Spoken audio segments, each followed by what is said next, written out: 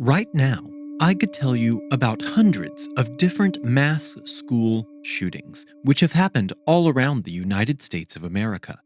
But we are going to go back and take a deep dive into the one that started the phrase, pulling a Columbine.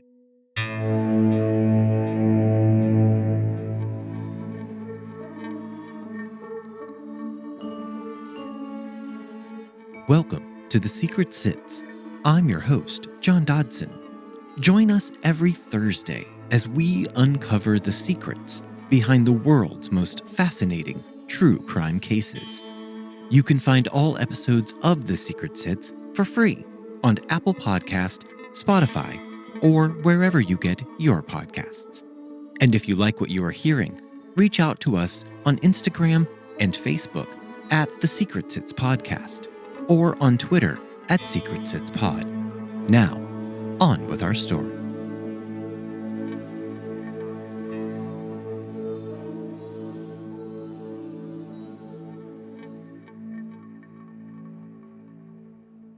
Frank DeAngelis walked out into the center of the basketball court. The gym was packed with 2,000 hyped-up teenagers, and when Frank spoke, you could hear a crack in his voice. Frank did not even try to hide it either, because he knew that his emotions broke true. And when he reached that microphone in center court, a hush fell over the crowd. The silence rumbled with respect. Frank talked to the students about 3 tragic events in his life. Frank had a friend in college who had died in a motorcycle accident. Frank said, "I can remember being in the waiting room, looking at his blood, so don't tell me it can't happen." Frank then described holding his teenage daughter after her close friend had died in a horrific wreck. And then Frank told his most difficult story, one of having to gather his baseball team together to inform them that one of their teammates had lost control of his car. As Frank choked up again, he said, "I do not want to attend another memorial service." Frank took his time and took a deep breath. "Look to your left," he told them. "Look to your right." He told them to close their eyes and imagine one of those people being gone. "Open your eyes," Frank told them. "I want to see each and every one of your bright, smiling faces again Monday morning. When you're thinking about doing something that could get you in trouble, remember, I care about you. I love you. But remember, I want us all together. We are one large family. We are Columbine." All 2,000 students did, in fact, return safely to school that Monday morning after their weekend prom. And with that worry behind them, it never occurred to them that the very next day, Tuesday, April 20th, 1999, 2 dozen of Mr. D's beloved kids and members of the faculty would be rushed to a local hospital, fighting for their lives. Eric Harris liked to smoke, drink, and date girls, as many girls as he could. His hair was cut in a short-cropped military style, which he kept spiked up with plenty of product. He liked black t-shirts and baggy cargo pants. Eric also liked to break rules. He loved shooting bottle rockets off and blasting German industrial rock music from his Honda. Eric was usually pretty good at getting a date when needed, but he had yet to secure a date for the prom. He worked in the Black Jack pizza shop in the strip mall, just a quick walk down the road from his house. Girls would routinely come into the shop to visit Eric and cash in on his promise of a free slice if they came to see him. Eric's best friend also worked at the Black Jack pizza shop, but Dylan already had secured a date for prom. Dylan Klebold was much more of an introvert than Eric. He could be painfully shy and self-conscious. In fact, Dylan was sometimes so shy that he could not even speak in front of strangers, especially females. While Eric could carelessly walk up to any girl in the mall and flirt with them, Dylan would pass girls Chips Ahoy cookies in class as a way to let them know that he was interested. Dylan also hated the way he looked.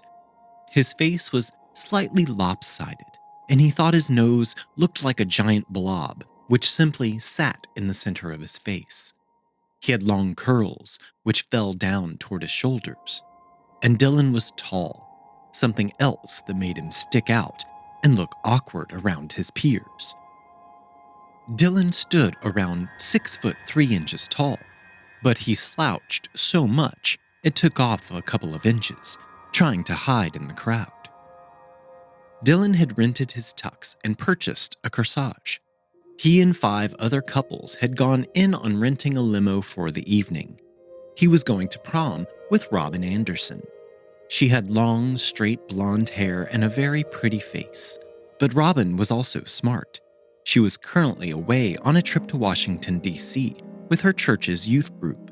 She would return just in time for the prom. And after that, she would graduate as Columbine's class valedictorian. She and Dylan shared a calculus class and also enjoyed spending time together in the hallways between classes.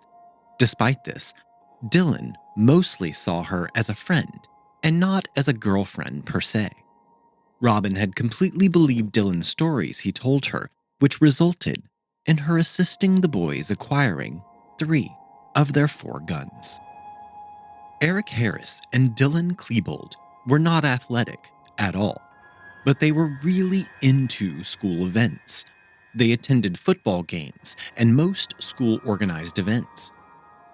The 2 boys produced videos for the Rebel News Network at their school, and Dylan ran the soundboard for school plays and talent shows. At one talent show, a tape jammed right in the middle of Rachel Scott's performance. But Dylan saved the day and saved Rachel from embarrassment. In a few more days, Eric will shoot and kill Rachel Scott. Eric was a typical teenage nonconformist. He also had a short temper, which could be inflamed by the slightest form of disrespect. He had given himself the nickname Reb, obviously short for rebel, which he so earnestly wanted to be.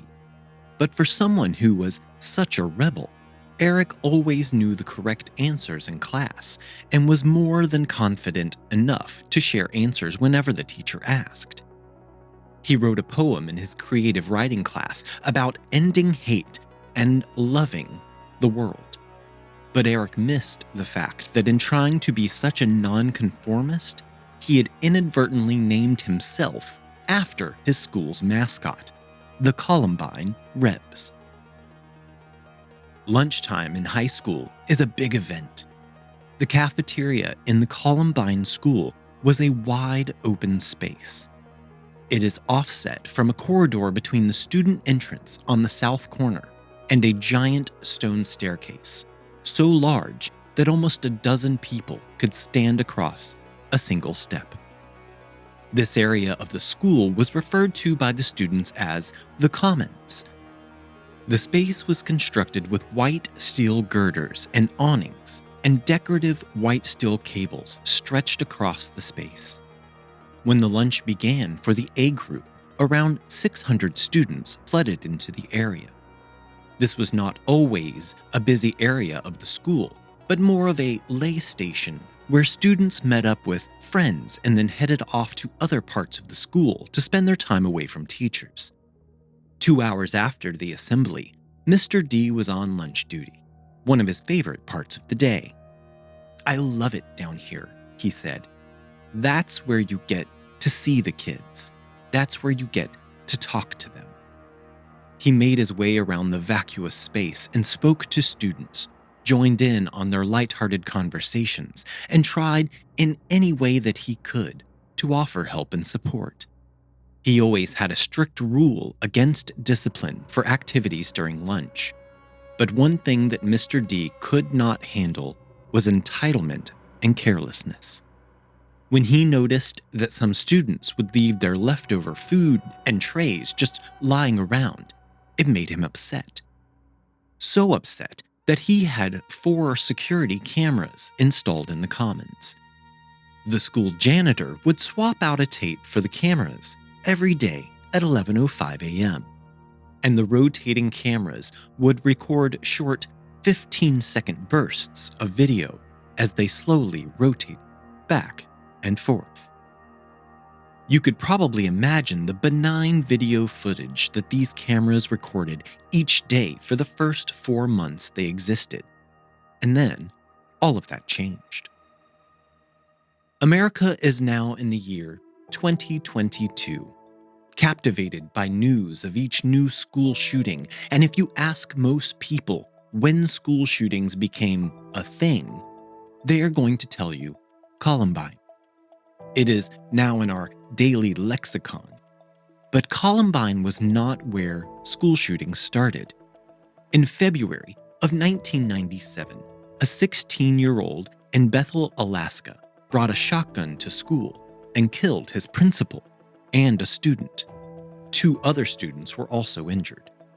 October 1997, Pearl, Mississippi, 2 students dead, 7 more wounded. December 1997, 2 more shootings, West Paducah, Kentucky, and Stamps, Arkansas. At the end of 1997, 7 had been killed and 16 more wounded. 1998 was even worse. 10 dead, 35 wounded in 5 separate school shootings. Shootings typically took place in the spring, toward the end of the school year. Students began referring to it as shooting season. Every shooter had been a white male, and every shooter had worked alone. But then, for the 1998 through 1999 school year, there was not a single shooting. And everyone started to calm down. And they stopped thinking about the past school shootings, just as Eric and Dylan started to finalize their plans. Eric and Dylan were assigned Group A for lunch. They did not hang around in the commons, as most of the older kids had their own cars. They would head off campus to lunch at Subway or Wendy's, or any of the other countless fast food restaurants dotted around the area. Kids who attended Columbine were typically from families with enough money to support their kids getting some kind of car when they reached the right age. Eric had a black Honda Prelude, while Dylan drove a refurbished vintage BMW. During lunch break, the boys, with several friends, would pack into one of the cars and take off to get some food and some smokes. Eric and Dylan knew that they had plans, which proceeded all the way through their weekend and into the following Monday. On Friday night, they would work their final shift at Blackjack. Eric had made no real plans for after graduation, but Dylan was set to attend college. He planned on getting a degree in computer engineering. He had already been accepted into several schools, of which he selected University of Arizona. Dylan and his father had driven down to Tucson so that Dylan could pick out his dorm room.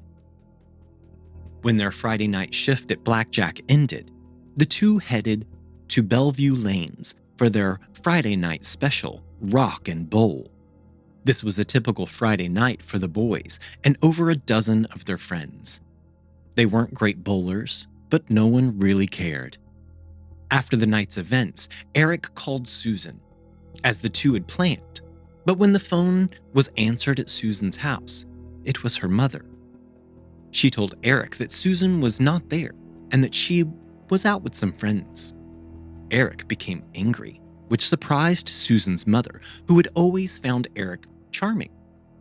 She gave Eric Susan's pager number, and he calmed down. Susan received that page from Eric and called him. The two sat on the phone talking for about half an hour. They talked mostly about other kids, who Eric felt had stabbed him in the back. And then at the end of the conversation, Eric finally asked Susan if she had plans for Saturday night. No, she wasn't busy. And Eric finally had a date for the prom. When Monday morning arrived, the school was abuzz with what had taken place over the prom weekend. The prom after party was held in the school gym, and it had been set up by the parents. The after party theme had been New York, New York, but it's not necessarily about New York City. It was more of a Las Vegas resort theme with fake money for all of the kids to play card games at Vegas-style gambling tables. This is fitting, as prom is simply a facsimile of adult life. Kids dressing up, going out to dinner, and riding in limousines. So why not go to Las Vegas and gamble afterwards? But just as Mr. D had asked, every kid showed up on Monday morning after prom, completely safe. In the Anarchist Cookbook, which Eric had found online, he learned how to make bombs, which followed the barbecue design. Simply take a standard propane tank, like the one in your barbecue grill, and attach a detonator. There you have 20 pounds of explosive gas ready to go. This bomb would be employed as a diversion. Eric and Dylan knew that if they could keep the police and emergency response units distracted, they could astronomically increase their body count. They wanted to surpass the 168 people killed by Timothy McVeigh during the Oklahoma City bombing. In fact, they wanted to triple that count. The Day of Reckoning had been designed into 3 acts, like acts in a play or a movie. First would be a massive explosion inside of the Commons, ripping apart the Group A lunch students. 2 bombs were needed for this, and each bomb would be filled with shrapnel. The plan was for around 600 students to die in the first surprise attack. The explosion would also set the school building on fire. The bombs would be set at 2 large supporting structures, and when they exploded, the portion of the second floor of the school, the section which contained the library, would come crashing down. As the timers for the bombs counted down, Eric and Dylan would exit the school and would take up positions in the parking lot. This would set the boys up to begin Act 2 of their plans. Act 2 would begin as the survivors of the initial attack filed out of the burning building, still shocked and confused as to what was happening. Eric and Dylan could then just pick off the students and faculty one by one as they came through the doors. Dylan would use an Interact Tech DC-9, which is a 9mm semi-automatic handgun. He would also have a shotgun. Eric would handle a high-point 9mm carbine rifle, and he would also have a shotgun with him. Dispersed among the 2 boys, they would carry up to 80 portable explosives, a mixture of pipe bombs, carbon dioxide bombs, and Molotov cocktails.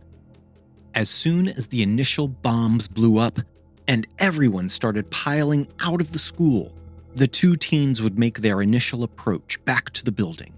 They had planned out every move with military precision. But this is also the phase of the acts where Eric and Dylan expected to be killed.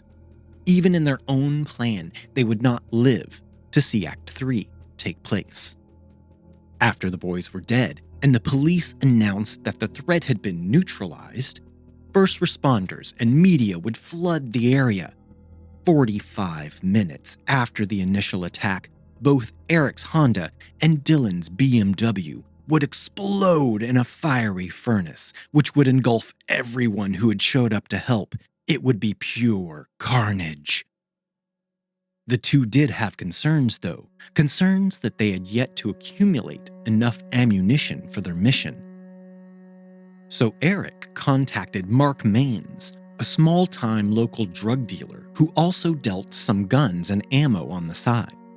Mark got the additional ammo for the boys at Kmart. It was just 2 boxes, 100 bullets in total, for $25. Now Tuesday morning, and Dylan was up and out of the house by 5:30 a.m. He met up with Eric at the grocery store where they would purchase the last of the propane tanks they needed, and they traveled to Eric's house. Eric set about putting together their bombs and setting up the cars. The boys had allotted 30 minutes to set up the bombs and then another hour to get themselves ready, relax, and have some food. The two were not ones who often miss classes, so when Robin Anderson noticed that Dylan had not shown up for their calculus class, she was a bit concerned. And then Brooks Brown noticed that Eric had not showed up for psychology. Moments before the clock struck 11 a.m., Eric and Dylan decided to begin their mission. They were already behind schedule. Dylan had donned cargo pants, a black t-shirt with the word Wrath printed across it, and his typical Red Sox hat on backwards as always. Eric's shirt read, Natural Selection. Both boys wore black combat boots, and between the two, they shared one pair of black gloves. Dylan wore the left, while Eric sported the right glove. As they left, Eric laid a micro cassette on the kitchen counter, which contained his final thoughts. They also left their infamous basement tapes with a final goodbye, which they had recorded that very morning.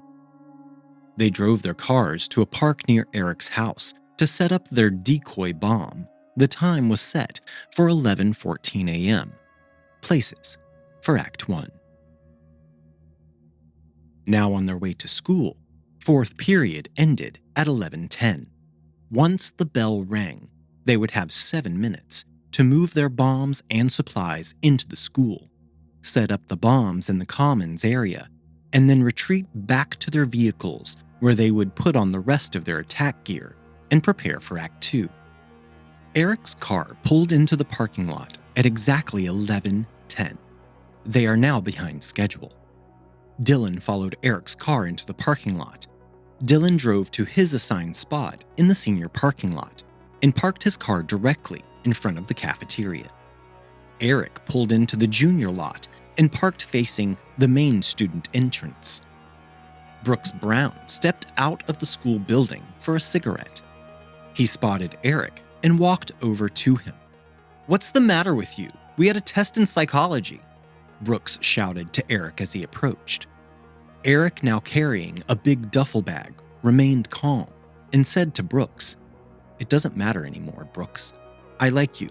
Now get out of here. Go home." Brooks just walked away, shaking his head, but enjoying his cigarette. Eric headed toward the school entrance with his duffel bag.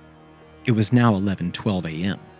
The diversion bomb in the park would go off in just 2 minutes. At 11:14 a.m., Eric and Dylan enter the commons.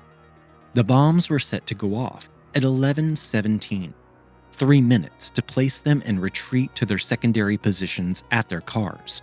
3 minutes was not a lot of time. But the boys made it out to their cars and began preparations for Act 2.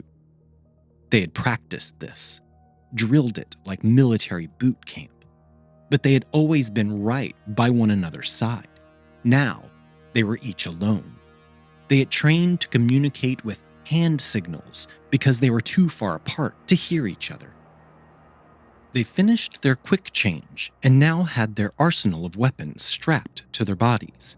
The last layer were their long, dark dusters. Each one had a semi-automatic on his body, a shotgun in a duffel bag, and a backpack full of improvised explosive devices. The timers were set for the car bombs, the carnage for Act 3, that the boys knew they would never see happen. We know that the school custodian switches the tapes out of the surveillance cameras in the commons each day just before a lunch began. However, on this day, he was running late, and he did not hit the stop button until exactly 11:14 a.m., just before Eric and Dylan had left the bombs in the commons area. The new recordings pick up at 11:22 a.m. This creates an 8-minute gap in the video. But when the video resumes, you can now see the bombs visible, and you can also see that some students in the commons, near the window, are reacting to something strange happening outside of the school. At the sound of the lunch bell, Patrick Ireland headed to the library to finish his stats homework. He had been on the phone the whole previous night talking to Laura. Cassie Bernal was also behind on her homework, so she also headed to the library to work on her Macbeth assignment. Mr. D, who would usually be making his lunch rounds in the commons, was absent on this day. His secretary had booked him an interview with a new young teacher who Mr. D was going to make a full-time offer for. So he was in his office at the opposite end of the corridor from the commons. The school's full-time resource officer was Deputy Neil Gardner. He was a member of the sheriff's department, but worked full-time at Columbine. Gardner loved to take his lunch with the kids in the commons. It gave him time to bond with the kids. Today on the lunch menu was teriyaki, which he did not care for, so the deputy went off campus for lunch at Subway, along with his boss, who was an unarmed civilian security guard. The two brought their sandwiches back to campus and sat in Gardner's squad car in the faculty lot, just behind where all of the smokers congregated, filling their lungs with high schoolers' version of self-esteem and confidence. Robin Anderson was in her car waiting on friends. When the girls finally appeared, the three friends drove away, completely unaware that shots had already been fired on the opposite end of the school. Danny Rohrbaugh and a couple of friends left the commons and walked out of the side door, the door which led directly in front of the senior parking lot. Eric and Dylan's plan was finally in motion, or at least they assumed so. Join us next week on The Secret Sits as these two indignant youths enter their school building, packed with their friends and acquaintances, and open fire. The Secret Sits podcast is researched and written by me, John Dodson. Audio engineering by Gabriel Dodson. Original logo artwork provided by Tony Lay.